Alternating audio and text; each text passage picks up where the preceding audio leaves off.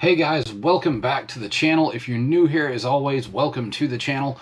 If you're seeing this video for the first time, my name is Nick, and here we do talk toys of all kinds, and sometimes we even talk a little bit of shit.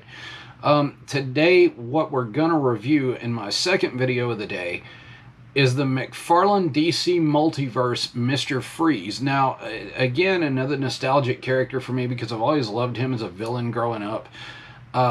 Mr. Freeze, of course, a very tragic character. His wife had a terminal illness, so he had her cryogenically frozen. And then in a lab accident, he got to a point where he couldn't be outside of a suit. So, I mean, he couldn't really function in day-to-day life, so I guess he became a villain in order to steal or procure whatever he needed to bring his wife out of her terminal illness. So, not sure that that's a villain, and not sure how many of you wouldn't do the same thing for your significant other. So, that being said, Mr. Freeze was actually created by Dave Wood, Sheldon Moldoff, and Bob Kane back in 1959, and his first appearance was in Batman number 12. I have it graded here somewhere. It's only graded at near a 1. So, to me, I just got it because it was a first appearance, and at the time, it was cheaper than definitely a 9.5 or a 9, which I don't know any of those that exist. But, without further ado, let's take a look at the Todd Fathers version of Mr. Freeze. Alright guys, so here is the box for the Mcfarlane DC Multiverse Mr. Freeze figure. Again, there's not much to it. Standard DC Multiverse packaging. Of course, on the top you got the Mcfarlane logo and the 22 points of articulation. You get your trading card inside and you get your stand. This figure doesn't come with a whole lot of accessories. I'll show you here in just a moment. Of course, you get your giant DC Multiverse logo, Mr. Freeze below it. DC Multiverse logo again on the side with Mr. Freeze or Victor Freeze on it. And a Mcfarlane Toys logo again. On the back you get some really kick-ass character art. However, this character art is not the figure in the box. Let's go ahead and take a look at the bottom. On the bottom, of course, you have more legalese. If you want to read that, you can pause and do so. And I've said it before, and I'll say it again, I don't know anybody on this planet that actually does. And guys, here out of said packaging, we do have Victor himself. If you look, the bubble, which is removable on his head, does have sort of a frosty effect. The head does turn, the head is articulated. You have the hoses on the neck. Those are a little bit flimsy. They're not going to break, though. The shoulder pads on the character don't limit it. They're actually movable. You can actually lift them up a little bit to get the arms a little higher. The arms do have the standard Mcfarlane articulation, the double jointed elbows, things of that nature.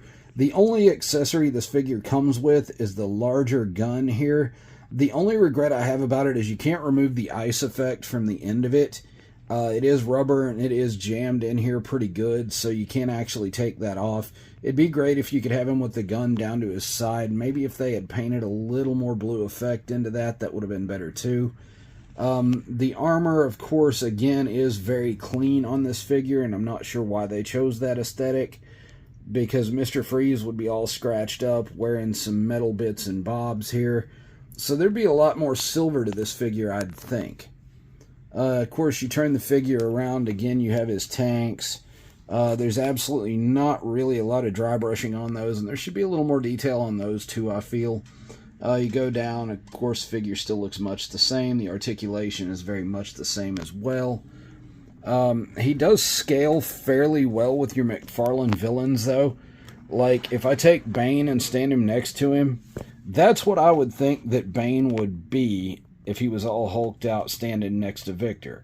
So Mcfarlane's DC Multiverse figures do scale well together, and that'll be a hell of an addition to my villains shelf.